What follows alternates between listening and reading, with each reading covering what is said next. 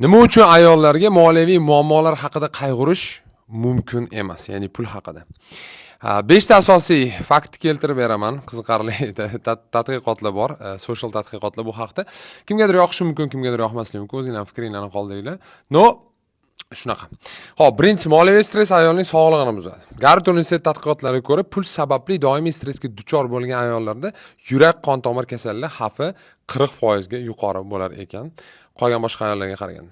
Ikkinchi, ayol psixikasi doimiy tashvishga mo'ljallanmagan. Psixolog James Hollis aytishi bo'yicha, ayol energiyasi g'amxo'rlik va uyg'unlikka qaratilgan, kurashga emas. Ya'ni erkaklardan mana shu tomoni farqli. Shuning uchun doimiy tashvish masalasida yurgan ayol sekin-sekin psixologik buzilish boshlaydi.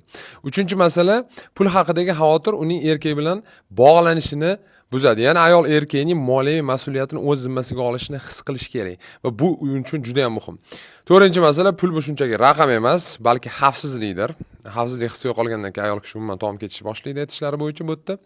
Undan tashqari moliyaviy stress oilani ichidan buzishni boshlaydi. Qisqa qilib aytganda, ayol o'zini zahrini sochish boshlaydi hammaga, bolalardan tortib atrofdagilarga ham. Shunaqa gaplar, sog' bo'ling, omon bo'ling. Meni rivojlantiring. Пока-пока.